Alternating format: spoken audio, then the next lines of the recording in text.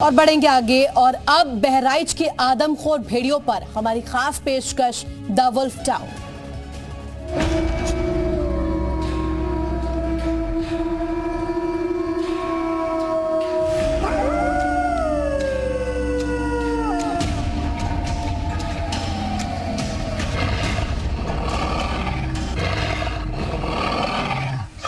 वो भूखे हैं,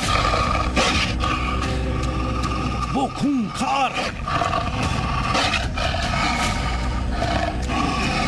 वो आधी रात आते हैं, हाथ लगाकर हमला करते हैं। उनके सिर पर इंसानी खून की सनक सवार है। उनके निशाने पर इंसानी बस्तियां हैं। 47 9 शिकार, लेकिन अभी तक हाथ नहीं आया भेड़ियों का वो झुंड जो एक एक कर मासूम बच्चों को अपना निवाला बनाते जा रहे हैं। आखिर कहां छिपा है वो वुल्फ पैक? कहां है इन भेड़ियों की मां?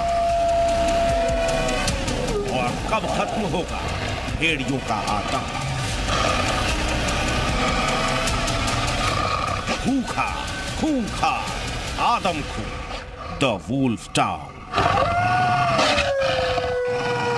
बहराइच में भेड़ियों का एक झुंड शिकार पर निकल रहा है।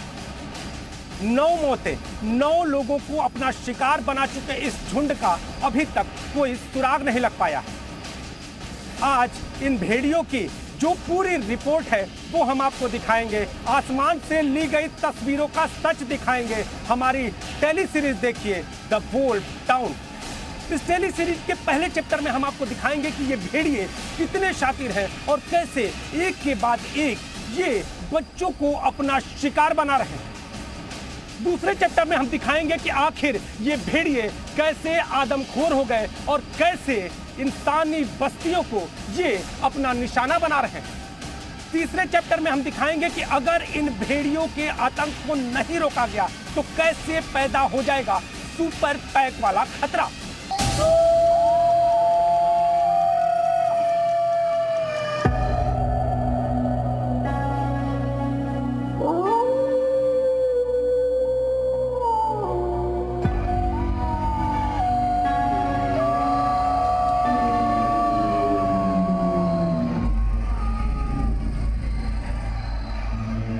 एक बार फिर रात हुई है। अंधेरा होते ही बहराइच के इस गांव में एक बार फिर आतंक पसरा है। हर तरफ सन्नाटा है, लेकिन लोग उस वक्त खौफ में आ जाते हैं जब कहीं दूर से भेड़ियों के रोने की आवाज आती है।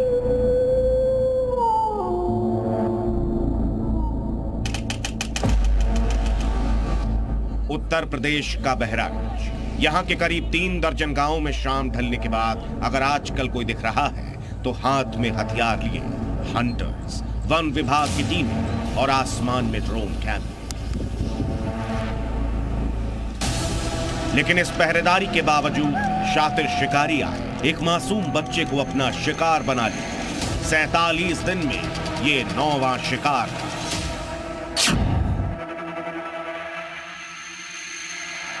जैसे जैसे शाम ढलती है वुल्फ टाउन की गलियों में सन्नाटा पसर जाता है। लोगों की दहशत कहीं ना कहीं आमतौर पर देखने को मिल रही है। लोगों की धड़कनें तेज हो जाती हैं क्योंकि पीली आंखों वाला एक शिकारी जिसे भेड़िया कहा जा रहा है शिकार पर निकलता है। ये झुंड आता है और आकर कहां गायब हो जाता है ये कोई नहीं जान पा रहा है। फिर वैसी ही एक रात लगातार आगे बढ़ रही है।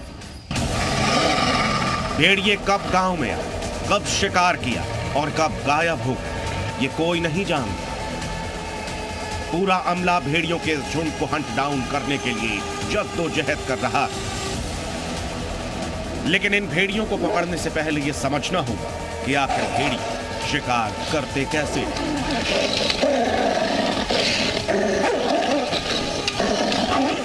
जंगल के इस शिकारी का साइज भले ही छोटा हो, लेकिन ये बड़े से बड़े जानवर आसानी से मार गिराते हैं क्योंकि ये झुंड में आते हैं। भेड़िए आमतौर पर 5 से 15 की झुंड में होते हैं, जिसे वुल्फ पैक कहा जाता है। हर वुल्फ पैक में एक हायरार्की होती है। इनमें सबसे ऊपर होता है अल्फा। ये हमले से पहले शिकार की रेकी करते हैं और काफी सब्र के साथ हमला बोलते हैं। भेड़िया हमला करने से पहले घंटों तक हाथ लगाकर बैठ सकते हैं। यही वजह है कि कई हमलों में जब मां रात के वक्त बच्चे से थोड़ी देर के लिए भी दूर हो, तब भेड़ियों के झुंड में हमला करे। अल्फा भेड़िया सबसे पहले शिकार पर अटैक करता है और पीछे पीछे आता है पूरा झुंड, जो मिलकर शिकार को चंद सेकंड में ही ढेर कर देता है। भेड़िया तो बहुत सुलझा हुआ बट बहुत चालाक जानवर है। भेड़िया जो आज तक सर्वाइव कर रहा है वो उस अपनी चालाकी की वजह से कर रहा है। तो वो बहुत ही चालाक है। उसको पता है मुझे कब निकलना है, मुझे कब जाना है, मुझे कब उठना है, मुझे कब बैठना है। तो उसको सब वातावरण पता है। हम अपनी टर्मिनोलॉजी में कहते हैं कि भेड़िया को पकड़ना is like searching a needle in a haystack. इसका मतलब है एक पूरा घास का एक ढेर लगा हुआ है, आपने उसमें नीडल फेंक दिया और फिर आप किसी को कहोगे जाके ये नीडल सर्च कर लो। भेड़िए शातिर और खूंखार शिकारी होने के साथ साथ चालाक भी होते हैं। इनमें सूंघने और खतरे को भांपने की गजब की क्षमता होती है। और सबसे अहम बात, ये बहुत जल्दी किसी भी परिस्थिति में ढल जाते हैं। यही वजह है कि जंगल का ये शिकारी रिहायशी इलाकों में भी आसानी से शिकार कर रहा है और अपनी चालाकी की वजह से आसान शिकार को परख रहा है। शातिर, खतरनाक और आदमखोर भेड़ियों का आतंक बहराइच के 125 किलोमीटर के क्षेत्र में है। 70,000 से ज्यादा लोग इससे प्रभावित हैं और अब इस पूरे क्षेत्र को द वुल्फ टाउन कहा जाने लगा है। ये पूरा का पूरा भेड़ियों का जो ग्रुप है वो कितना चालाक है, इस बात से आप अंदाजा लगा सकते हैं कि जब सर्च टीम ड्रोन कैमरे की मदद से इन्हें देखती है तब तो ये दिखते हैं और जैसे ही इनके लिए सर्च ऑपरेशन शुरू किया जाता है ये न जाने कहां लापता हो जाते हैं। वुल्फ टाउन में भेड़ियों की तलाश में जो हंटर निकले वो पूरे इलाके को छान रहे, लेकिन इनकी मांद नहीं मिल रही।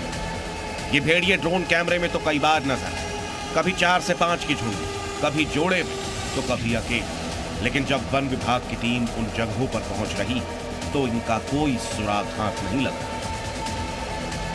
जी मीडिया की टीम भी ऑपरेशन भेड़िया हंट का हिस्सा बनी, लेकिन कहीं कोई सुराग नहीं। हम कोशिश में लगे हुए हैं और it's a very quick and a sly animal, बड़ा कनिंगली काम कर रहा है और गन्ने के खेत वगैरह है। डिस्पाइट आवर हार्डशिप्स हम लगे हुए हैं एंड होपफुली हो जाना चाहिए। We are trying our best. इस वुल्फ पैक की तलाश में जुड़ी टीम्स को भेड़ियों के बिहेवियर को समझना होगा। आदमखोर भेड़ियों की तलाश में वन विभाग के हंटर्स की टीम, इसके साथ ही जो अन्य टीमें हैं वो लगातार सर्च ऑपरेशन चला रही हैं। पूरे दिन सर्च ऑपरेशन चलता है, लेकिन इस सर्च ऑपरेशन के दौरान भी जो भेड़िए हैं वो वन विभाग की टीम की पकड़ में नहीं आते। ऐसा लगता है कि भेड़ियों ने कहीं ना कहीं सीक्रेट मात तलाश ली है। इनका जो पूरा का पूरा शिकार करने का तरीका है वो भी बहुत सिस्टमेटिक है। ये पहले शिकार करते हैं, बच्चों का शिकार करते हैं और फिर अपने शिकार को दूर खेतों तक खींच कर ले जाते हैं। भेड़ियों के बिहेवियर के हिसाब से ही वन विभाग की टीम भेड़ियों के लिए ट्रैप सेट करना, लेकिन यहां यह सवाल उठता है कि आखिर ये भेड़िए दोबारा कब अटैक करने वाले हैं। वो अगली बार अपनी मान से कब निकले। 17 जुलाई को भेड़ियों ने एक बच्चे को शिकार बनाया। इसके बाद 26 जुलाई को बच्ची को भेड़िए उठा ले।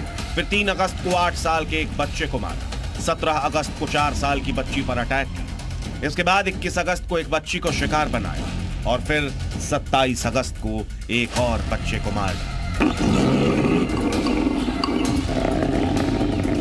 इस टाइमलाइन से यह पता चलता है कि भेड़िए रोज रोज शिकार पर नहीं निकल पाते। इन अटैक्स के बीच 5 से 10 दिन का गैप है। इससे यह भी अंदाजा लगाया जा सकता है ये वुल्फ पैक बहुत बड़ा नहीं, क्योंकि अगर ज्यादा भेड़िए होते तो शिकार की फ्रीक्वेंसी भी ज्यादा होती। हालांकि वन विभाग की टीम ने भी अपनी फाइंडिंग्स के हिसाब से भेड़ियों को हंट डाउन करने का प्लान तैयार किया। ये पूरा नक्शा आप लोगों ने तैयार किया है, जरा सा इस नक्शे को कैसे आप लोग अपने कार्यशैली में ला रहे हैं, जरा हम लोगों को भी समझाएं। इसमें 2-3 हमने एक तो जितने इंसिडेंट्स है उन सारे इंसिडेंट्स की हमने मैपिंग कर रखी है कि कहाँ पे जो है वो डेट वाइज की कौन से तारीख में कहाँ पे इंसिडेंट्स हुए हैं। जैसे आप देख सकते हैं 17 के बाद 22 को यहाँ पे इंसिडेंट हुआ है, उसके बाद 3 को यहाँ पे हुआ था, और जो सबसे रीसेंट इंसिडेंट है जो हमारा हो रखा हुआ था, जो कल वाला है, जो परसों वाला कल वाला हो रखा हुआ था, वो भी इसी महसी के पास में था यहाँ से। और इससे ये जो होमिंग इंस्टिंक्ट है इसकी वो इधर पे आ रहा है, और यहाँ पे हमने ये इसको लोकेट कर रखा हुआ है। अभी हम वर्तमान में यहाँ पे है।